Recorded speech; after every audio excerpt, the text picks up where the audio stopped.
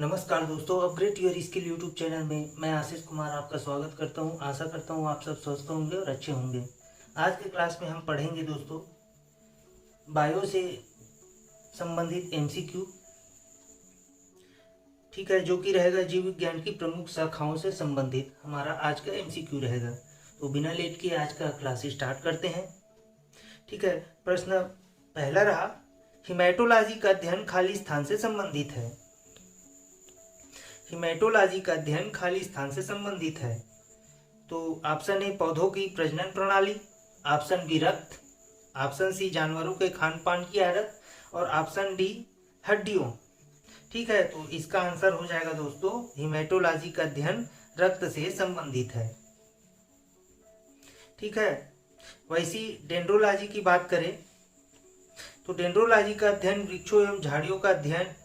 ठीक है, यदि टिश्यू कल्चर की बात करें तो कृत्रिम माध्यम से ऊतकों का संवर्धन अध्ययन किया जाता है टिश्यू कल्चर में, ऊतकों का संवर्धन। और वायरोलॉजी की बात करें तो इसमें विषाणुओं का अध्ययन किया जाता है। आगे बढ़ते हैं, अगला क्वेश्चन। हमारा अगला क्वेश्चन है दोस्तों, मार्फोलॉजी क्या है।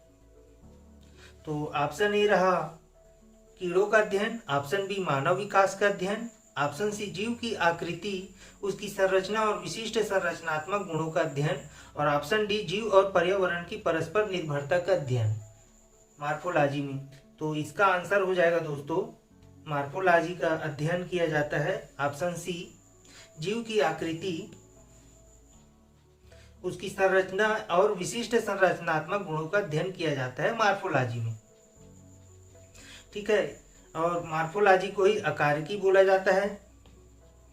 जीव विज्ञान की एक शाखा जिसके अंतर्गत किसी जीव की आकृति, उसकी संरचना और उसके विशिष्ट गुणों का अध्ययन किया जाता है मार्फोलॉजी में। आगे बढ़ते हैं, प्रश्न 3, निम्नलिखित में से किसमें मनुष्य का अध्ययन किया जाता है। माफ कीजिए, निम्नलिखित में से किसमें मनुष्य का अध्ययन किया जाता है। Option A archaeozoology, option B archaeology, option C anthropology और ऑप्शन डी एंड्रोलॉजी। तो प्रश्न 3 का आंसर हो जाएगा दोस्तों एंथ्रोपोलॉजी में मनुष्य का अध्ययन किया जाता है। ठीक है, तो एंथ्रोपोलॉजी के अंतर्गत मानव के विकास, रीति रिवाज, इतिहास, परंपराओं से संबंधित विषयों का अध्ययन किया जाता है। ठीक है, बात करते हैं यदि आर्कियोलॉजी, ये आर्कियोलॉजी, तो इसमें पुरातन संबंधी विज्ञान का अध्ययन किया जाता है। यदि इथियोलॉजी की बात करें तो इसमें मछलियों का अध्ययन किया जाता है। और एंड्रोलॉजी का बात करें तो इसमें पुरुष स्वास्थ्य से संबंधित चिकित्सा विज्ञान की शाखा का अध्ययन किया जाता है। आगे बढ़ते हैं, प्रश्न 4, जंतु विज्ञान की किस शाखा का मानव जाति के समाज शास्त्र के अध्ययन से गहरा संबंध है। ठीक है, प्रश्न 4 रहा, जंतु विज्ञान की किस शाखा का मानव जाति के समाज शास्त्र के अध्ययन से गहरा संबंध है। Option A embryology, option B zoogeography, option C physiology और ऑप्शन डी एंथ्रोपोलॉजी। तो चौथा का आंसर हो जाएगा दोस्तों ऑप्शन डी एंथ्रोपोलॉजी। ठीक है, आगे बढ़ते हैं प्रश्न 5 की तरफ।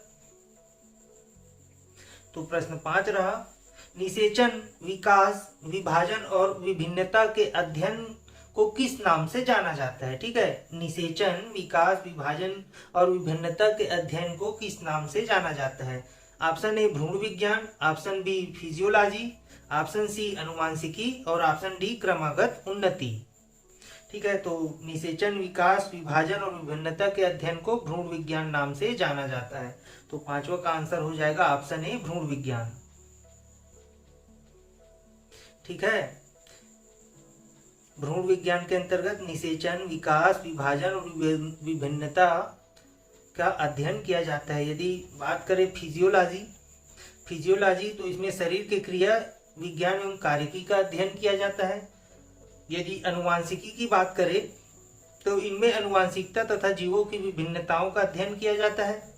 यदि बात करें क्रमागत उन्नति, जो ऑप्शन डी में दिया था, तो इसमें क्रम विकास अनुवांशिक लक्षणों के पीढ़ी दर पीढ़ी परिवर्तनों का अध्ययन किया जाता है। आगे बढ़ते हैं प्रश्न 6। तो प्रश्न 6, पौधों में बीमारियों का अध्ययन और वह रीति, माफ कीजिए, पौधों में बीमारियों का अध्ययन और वह तरीका जिसमें पौधे विरोध करते हैं या संक्रमण का सामना करते हैं कहलाता है।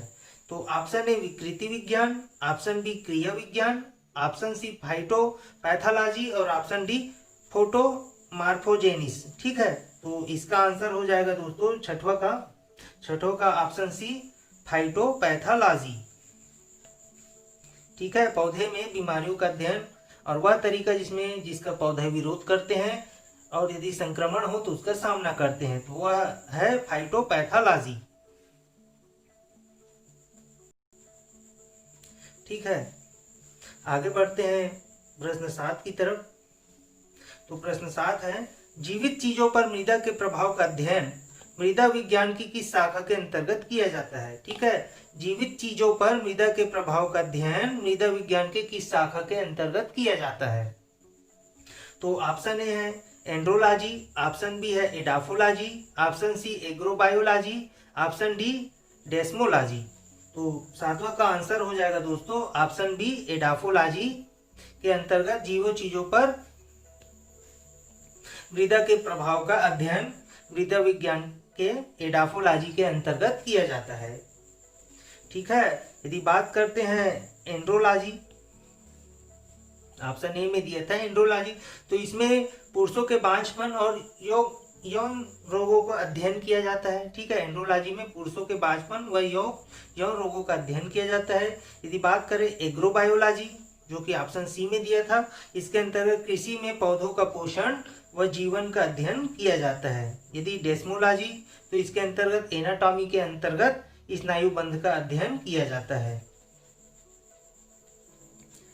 आगे बढ़ते हैं प्रश्न 8, निम्नलिखित में से शरीर विज्ञान एवं चिकित्सा की वह कौन सी शाखा है जो पुरुषों के विशिष्ट रोगों एवं स्थितियों से संबंधित है।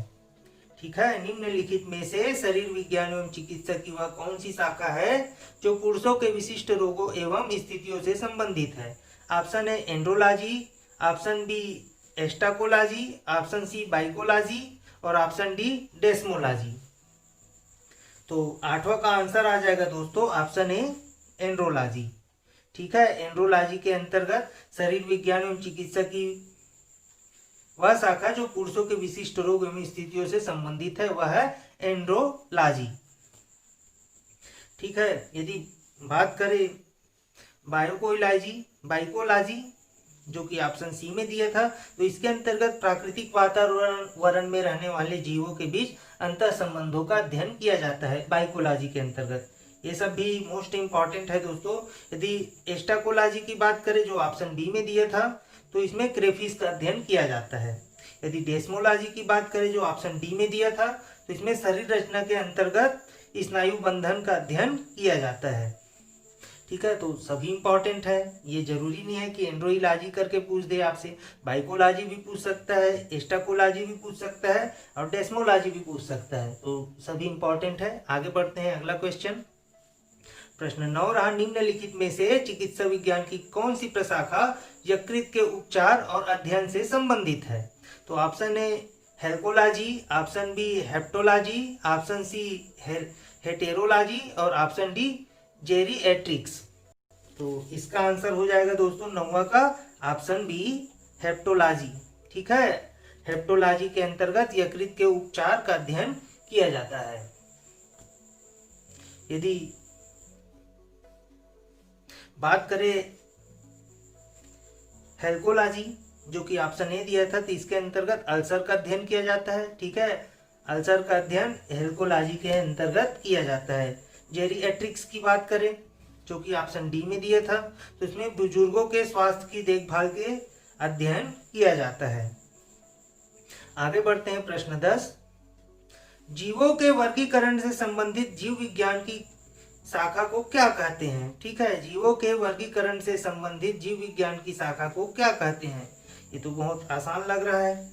ए वर्गीकरण विज्ञान, बी नोथोलॉजी, ठीक है, डी शारीरिक रचना विज्ञान, सी शारीरिक रचना विज्ञान और डी सेरो विज्ञान। तो ये जीवों का वर्गीकरण तो आप जानते ही हैं, ऑप्शन ए वर्गीकरण विज्ञान कहलाता है। ठीक है, तो इसका आंसर ऑप्शन ए हो जाएगा। ठीक है, जीवों के वर्गीकरण से संबंधित जीव विज्ञान की शाखा को वर्गीकरण विज्ञान कहा जाता है। यह विभिन्न जातियों के जंतु और पौधे का अध्ययन करता है। सन 1735 ईस्वी में कार्ल लिनियस ने सिस्टेमा नेचुरल के आधार पर वर्गीकरण किया था। ठीक है, यदि बात करें नोथोलॉजी जो ऑप्शन बी में दिया था, तो इसमें धार्मिक मानवीय प्रयास ईश्वर शक्ति का अध्ययन किया जाता है। ठीक है, नोथोलॉजी में धार्मिक मानवीय प्रयास और ईश्वरीय शक्ति का अध्ययन किया जाता है। ठीक है, शरीर रचना विज्ञान जिसे बोला जाता है एनाटॉमी, जिसके अंतर्गत शरीर रचना, शरीर के चीर फाड़ का अध्ययन किया जाता है। ठीक है, शरीर के चीर फाड़ का अध्ययन एनाटॉमी शरीर रचना विज्ञान के अंतर्गत किया जाता है। यदि सेरो विज्ञान की बात करें तो इसमें नदियों, झीलों, तालाबों, जलप्रपातों, अर्धभूमि जो समुद्र से अलग है उसका अध्ययन किया जाता है। बात करते हैं प्रश्न 11। प्रश्न 11, जंतु विज्ञान किसका अध्ययन है? ठीक है, तो ये तो आप देखते ही जान जाएंगे, जंतु विज्ञान जानवरों का अध्ययन है। ऑप्शन डी, फट से इधर उधर बात करने की जरूरत ही नहीं है। ठीक है, आगे बढ़ते हैं प्रश्न 12। प्रश्न 12 है, विज्ञान की एक शाखा जो जीवन या पृथ्वी से परे मौजूद जीवन की संभावनाओं से संबंधित है उसको क्या कहा जाता है? ठीक है, एक बार और, विज्ञान की एक शाखा जो जीवन या पृथ्वी से परे मौजूद जीवन की संभावनाओं से संबंधित है उसको क्या कहा जाता है? Option A entomology, option B exobiology, option C mycology और ऑप्शन डी जीवाश्म विज्ञान। तो 12 का आंसर हो जाएगा दोस्तों एक्सोबायोलॉजी। ठीक है, विज्ञान की वह शाखा है जो जीवन या पृथ्वी से परे मौजूद जीवन की संबंधित संभावनाओं से संबंधित है और उसे एक्सोबायोलॉजी कहा जाता है। तो इसका आंसर हो जाएगा ऑप्शन बी एक्सोबायोलॉजी। ठीक है, प्रश्न 12 का कुछ डेफिनेशन देख लेते हैं। एक्सोबायोलॉजी ये तो जान गए। एंटोमोलॉजी शाखा के अंतर्गत कीटों का अध्ययन किया जाता है। एंटोमोलॉजी के अंतर्गत माइकोलॉजी के अंतर्गत कवक तथा कवकों का अध्ययन किया जाता है और जीवाश्म विज्ञान के अंतर्गत प्राणियों और पादपों के अवशेषों का अध्ययन किया जाता है। आगे बढ़ते हैं प्रश्न 13। प्रश्न 13, खाली स्थान तत्वों और मानव जैसी प्रजातियों जैसे कि बंदर, वानर, वनमानुष आदि के व्यवहार का अध्ययन है। ठीक है, खाली स्थान तत्वों और मानव जैसे प्रजातियों जैसे कि बंदर, वानर, वनमानुष आदि के व्यवहार का अध्ययन है। तो ऑप्शन है anthropology, option B ethnobotany, option C primatology, option D apology. ठीक है, तो इसका आंसर हो जाएगा दोस्तों 13 का ऑप्शन सी प्राइमेटोलॉजी के अंतर्गत तत्वों और मानव जैसी प्रजातियों जैसे कि बंदर, वानर, वनमानुष आदि की व्यवहार का अध्ययन किया जाता है। ऑप्शन सी प्राइमेटोलॉजी के अंतर्गत। ठीक है,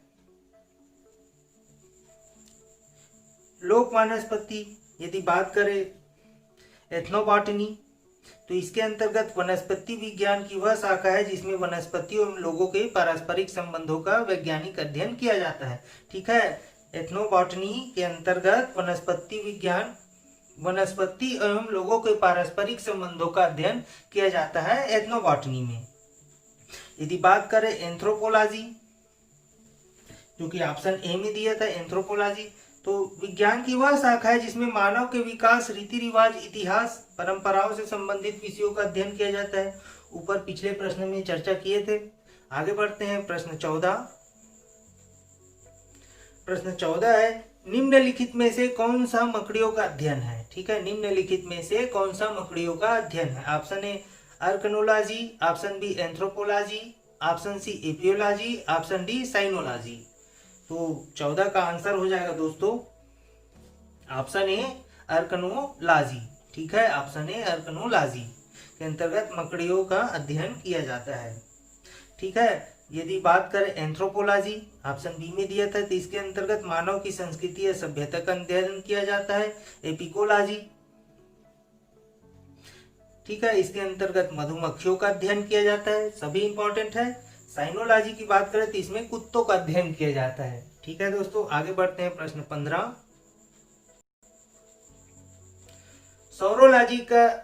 सौरोलॉजी खाली स्थान का अध्ययन है। ठीक है, सौरोलॉजी खाली स्थान का अध्ययन है। ऑप्शन ए मच्छर, ऑप्शन बी छिपकली, ऑप्शन डी तिलचट्टा और ऑप्शन डी सांप। ठीक है, तो इसे देख के तो आप समझ ही गए होंगे। ठीक है, सौरोलॉजी के अंतर्गत छिपकलियों का अध्ययन किया जाता है। और ये लाइक सब्सक्राइब करने के लिए बोल रहा है, तो कृपया हमारे चैनल को लाइक और सब्सक्राइब कीजिए, क्योंकि आपके लाइक और सब्सक्राइब हमारे लिए बहुत मैटर करता है।